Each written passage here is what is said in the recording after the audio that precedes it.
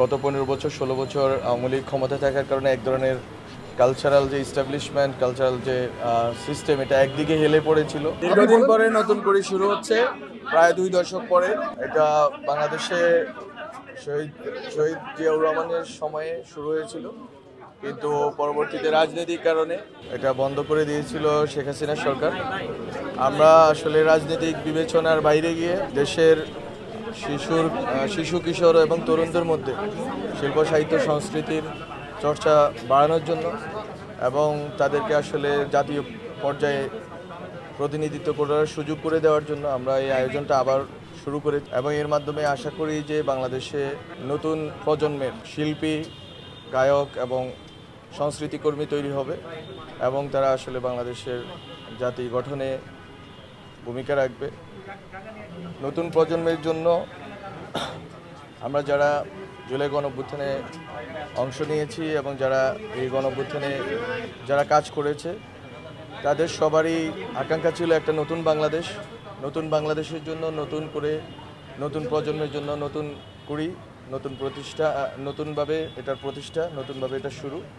আমরা যেই গান ছিল ওই গানটা আমরা একটু রিমেক করার চেষ্টা করছি এবং আমরা ভাবতেছি যে এটা প্রত্যেক বছর আমরা থিম সং নতুন করে দিব, কিন্তু যে পুরাতন যেই আমরা করি যেটা আছে গান, ওইটা থাকবে, ওইটা একটা ঐতিহ্যের স্মারক হিসেবে থাকবে। আর প্রোগ্রামে খুব বেশি আমরা পরিবর্তন আনিনি, যেভাবে ছিল আগের প্রোগ্রামটা ওইটাই আমরা রেপ্লিকা করে এটা দেওয়ার চেষ্টা করছি, যাতে আগের মতো করে প্রত্যেকটা সেগমেন্ট থেকে, সেটা গান হোক, নৃত্য হোক, সেটা হচ্ছে আপনার বক্তৃতা হোক, উপস্থাপনা হোক, সব দিক থেকে যাতে হচ্ছে গল্প বলা হোক, সব দিক থেকে সবগুলো শাখা থেকে যাতে হচ্ছে নতুন নতুন প্রতিভা বের হয় এবং তারা জাতীয় সংস্কৃতিতে ভূমিকা রাখতে পারে।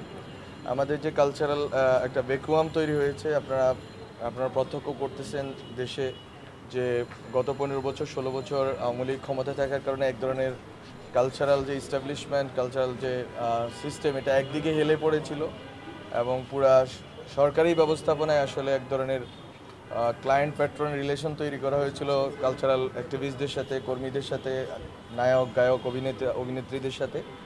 আমরা মনে করতেছি যে নতুন প্রজন্মের যারা আসবেন তারা দলের ঊর্ধ্বে গিয়ে এবং দলীয় মতাদর্শের ঊর্ধ্বে গিয়ে তারা দেশের মানুষকে রিপ্রেজেন্ট করবেন এবং আমাদের এই যে কিশোর তরুণ আছে এবং এদের যারা একটা অংশ হয়তো অভ্যুত্থানে অংশ নিয়েছে, তারা আসলে দেশকে গড়ার জন্য, নিজেকে বিকশিত করার জন্য, নিজের প্রতিভাকে বিকশিত করার জন্য অংশ নেবেন এবং আশা করি আয়োজনটা সুন্দরভাবে শেষ হবে। আমরা আবার শুরু করতে পারলাম।